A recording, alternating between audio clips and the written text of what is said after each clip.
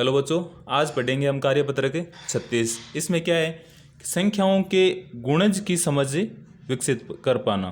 तो इसका पहला क्वेश्चन क्या है कि निम्नलिखित संख्याओं के चार चार गुणज लिखिए। और गुणज का मतलब यही होता है कि उसका मतलब जितनी बार बोला है चार चार है, यानी इसका चार तक पढ़ा लिख दो, चार तक टेबल लिख दो। तो दो की चार तक टेबल क्या लिखेंगे? दो, दो दूनी चार, दो तीन छः, दो चार आठ। 11 की क्या हो जाएगी? 11 एकम 11, 11 दूने 22, 11 तीन 33, 11 चार 44। 9 की क्या हो जाएगी?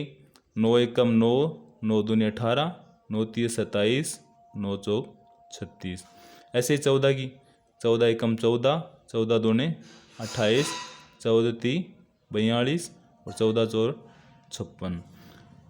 दूसरा क्वेश्चन है कि दी गई संख्याओं के गुणज पर गोला लगाइए। यानी अब अगर 5 का देख रहे हैं तो 5 के पहाड़े में से अगर कोई संख्या है तो उस पर गोला लगाना है। तो इसमें देखो 5 में 15 5 के पहाड़े में आता है, उसके अलावा कोई सी नहीं आ रही। 12 देखो, 12 के अंदर 10 नहीं आता, 14 भी नहीं आता, 20 भी नहीं आता, हाँ 24 आता है, तो इस पर गोले लगा दो। 8 में देखो एक तो 8 आता ही, बाकी कोई भी संख्या नहीं आ रही। 16 के पहाड़े में क्या आता है?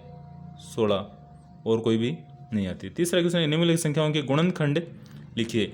गुणज का तो मतलब ये होता है कि जितने गुणज बोला हो उतनी बार तक इसका पहाड़ा लिख दो, टेबल लिख दो। लेकिन गुणनखंड यानी उसी के टुकड़े करने, खंड खंड यानी टुकड़े करने। तो एक के क्या, तीन के क्या हो जाएंगे? एक तो सबका होता है, ध्यान रखना, एक है वो सबका गुणनखंड होता है। उसके अलावा जो है वो देखने अपने को। तीन के एक के अलावा सिर्फ तीन ही है जिसका इसमें भाग जाता है। 12 के लिए क्या हो जाएगा? एक के बाद में 2 का भी जाता है, 3 का भी जाता है, 4 का भी जाता है, 6 का भी जाता है और 12 की भी। 18 के लिए 1 का, 2 का, 3 का भी जाता है, उसके बाद में 6 का जाता है, उसके बाद में 9 का और उसके बाद में 18 का भाग जाता है। 30 के लिए 1, 2, उसके बाद में 3 का भी जा रहा है, 4 का नहीं जा रहा, 5 का जाता है, 6 का भी जाता है, 7 का, 8 का, 9 का नहीं जा रहा, 10 का जा रहा है, 15 का जाता है और ये 30। 42 के लिए क्या लिखोगे? 1, 2, 3 का भी जा रहा है, देखो 4 और 2 6, तो 3 का भी जा रहा है, 4 का नहीं जा रहा, 5 का भी नहीं जा रहा, 6 का जा रहा है, क्योंकि 2 और 3 का जा रहा है, इसका मतलब 6 का भी जाएगा। और 7 का भी जा रहा है, 7 छक्के 42 होता है। अगर 4 का नहीं गया तो 8 का जाएगा ही नहीं। 9 का भी नहीं जा रहा, 10 का नहीं जा रहा, 11 का नहीं जा रहा, 12 का नहीं जा रहा, 13 के भी नहीं जा रहा, 14 का जा रहा है उसके बाद में। और 14 के बाद में किसका जाएगा? 21 का। और 21 के बाद में किसका जाएगा? खुद का 42 का ही।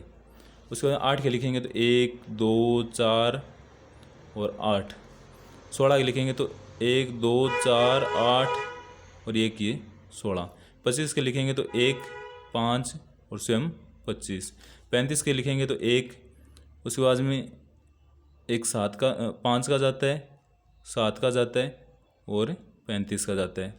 उसके बाद में अगर 64 का लिखेंगे तो क्या लिखेंगे? 1, 16 का तो ये लिख देंगे, 1, 2, 4, 8, 16।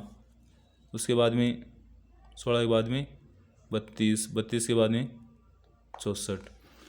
चौथा क्वेश्चन है संख्याओं 2 और 10 का सबसे छोटा समान गुणज लिखना है। इस बार गुणज का मतलब क्या होता है कि इनके पहाड़े में, यानी 2 के पहाड़े में और 10 के पहाड़े में सेम समान गुणज लिखना है ना। तो ऐसी कौन सी संख्या है जो दोनों में कॉमन है और सबसे छोटी है? तो 10 ही है ऐसी संख्या। क्या? 10, जो 2 के पहाड़े में भी आती है और 10 के पहाड़े में तो आती है। तो सबसे छोटा गुणज इनका क्या हो जाएगा? 10। 5 क्वेश्चन है 3, 5 और 15 का सबसे छोटा समान गुणज ज्ञात कीजिए। सबसे छोटा समान गुणज यानी 3 के पहाड़े में, 5 के पहाड़े में और 15 के पहाड़े में ऐसी कौन सी संख्या आ रही है तो तीनों के पहाड़े में आती है। तो सबसे छोटा गुणज इनका खुद 15 ही हो जाएगा। छठा है कि संख्याओं 20, 40 और 60 का सबसे छोटा समान गुणज ज्ञात कीजिए। इस बार देखो कि 20 के पहाड़े में भी आना चाहिए, 40 के में भी आना चाहिए और 60 के भी आना चाहिए। इस अभी तक क्या कर रहे थे अपन, जो बड़ी संख्या थी वो लिख रहे थे, लेकिन इसमें नहीं लिख सकते क्योंकि 60 है वो 40 के पहाड़े में नहीं आ रहा। देखो 20 के पहाड़े में कौन सा आता है? 20 का पहाड़ा अगर ऐसे बोलते जाए तो 120 है ना, वो 20 के पहाड़े में भी आता है, 40 के में भी आता है और 60 के में आता है। अब ये निकालते कैसे हैं? वो पैटर्न है, वो लैसे है, वो जैसे आगे कार्यपत्रक में आएगा तब बताऊँ मैं। ये यहाँ तक आपके समझ में आया? तो क्लास को लाइक करना, शेयर करना और सब्सक्राइब करना ना भूलना। Thank you.